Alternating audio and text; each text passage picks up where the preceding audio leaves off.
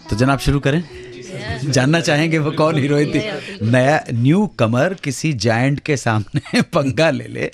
आज के टाइम में तो ऐसा बहुत रेयर लगेगा। बात करेंगे फिल्म सीआईडी की। इस फिल्म को डायरेक्ट किया था ग्रेट माइस्ट्रो राज खोसला ने, and this film was produced by the great genius Guru Dutt. जोरदार तालियां बजाइए गुरु दत्त। फिल्म की कहानी लिखी थी इंद्रराज आनंद ने और फिल्म का म्यूजिक दिया था ओपी नैयर ने। गीत लिखे थे मजरू सुल्तानपुरी साहब ने। उस फिल्म के कलाकार थे देवानंद, शकीला, वहीदा रहमान। सीआईडी फिल्म के म्यूजिक डायरेक्टर ओपी नैयर ने मिस्टर एंड मिसेस 55, आर पार और सीआईडी फिल्म इनके साथ की, गुरुदत्त के साथ। मगर इसी फिल्म के दौरान उन्होंने गुरुदत्त के साथ काम करना बंद कर दिया। वजह थी दोनों के गरम स्वभाव, हॉट टेम्परमेंट, और किसी प्राइस के कुछ चीज को लेकर गर्मा गर्मी हो गई। ओपी नैयर उस वक्त जितना चार्ज बाकी प्रोड्यूसर से करते थे, गुरुदत्त उन्हें वो प्राइस देने को तैयार नहीं थे। इसलिए ओपी नैयर ने गुरुदत्त के साथ काम करना बंद कर दिया। लेकिन बाद में दोनों की सुलह हो गई और नैयर साहब और गुरुदत्त साहब की लास्ट फिल्म जो थी वो आई बहारें फिर भी आएंगी, और फिर से गुरुदत्त और नैयर के साथ को श्रोताओं ने पसंद किया। इसी आई थिंक इस गाने को 2008 की एक फिल्म मुंबई मेरी जान में भी यूज किया था। इस तरह ये इस फिल्म का एक सुपर हिट गीत, इसका तो रीमिक्स भी उतना ही पॉपुलर हुआ है। तो जनाब अब आप जानना चाह रहे होंगे, मैंने हिंट दे दिया, ये फिल्म सीआईडी थी।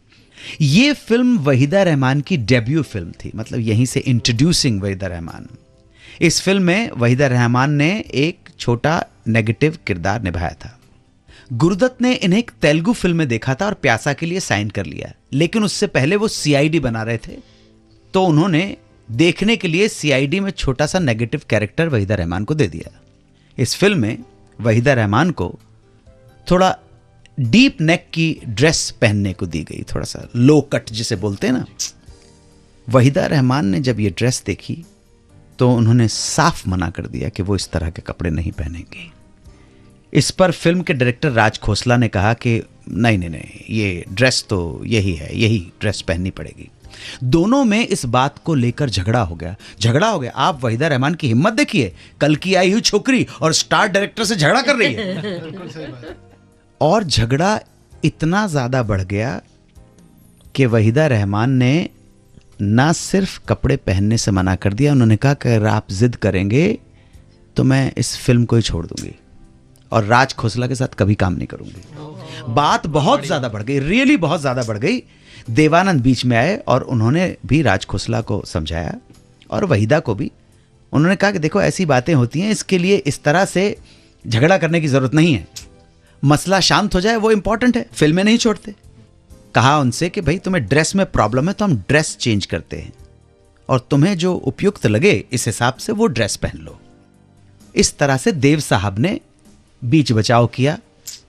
देव साहब की मध्यस्थता के कारण बात सॉल्व हो गई। फाइनली वहीदा रहमान मान गई और सही ढंग की ड्रेस पहन के उन्होंने अपनी पहली फिल्म की।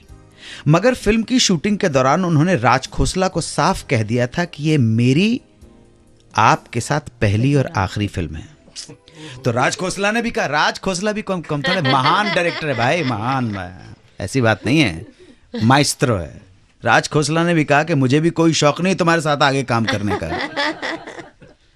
मगर इस हादसे के 10 साल बाद, गौर से सुनिएगा, इस हादसे के इंसिडेंट के 10 साल बाद जब देवानंद ने फिल्म गाइड में वहीदा को साइन किया और उन्हें बताया कि ये film guide Raj Khosla direct करने वाले हैं, तो वहीदा रहमान ने देवानंद से कहा कि देव साहब इस फिल्म में या तो राज खोसला रहेंगे या फिर वहीदा रहमान रहेगी। तो वापस आते हैं फिल्म सीआईडी पर। इस फिल्म को डायरेक्ट किया था राज खोसला ने, लेकिन इसका मुहूर्त शॉट गुरुदत्त ने ही लिया था। और फिल्म की शूटिंग में जब गुरुदत्त इंटरफेयर करने लगे तो राज खोसला ने उनसे साफ कह दिया, दादा इस फिल्म को मैं अपने हिसाब से बनाऊंगा, आपने मुझ पे भरोसा किया है, मुझे बनाने दें, इसलिए आप प्लीज़ डायरेक्शन में इंटरफेयर ना करें। और गुरुदत्त मान गए। जीनियस बॉस का, जीनियस शागिर्द का अगर एग्जाम्पल देना है तो गुरुदत्त और राज खोसला। फिल्म बनी, हिट हुई, सुपर हिट हुई, और गुरुदत्त साहब इतने खुश हो गए कि उन्होंने खुश होके राज खोसला को एक गिफ्ट दी, एक इंपोर्टेड कार। वापस आकर बताऊंगा एस.डी. बर्मन के बारे में, किशोर कुमार के बारे में, इन दोनों की एक फिल्म फंटूश के बारे में। 92.7 बिग FM पर सुनते रहिए सुहाना सफर विद अनु कपूर।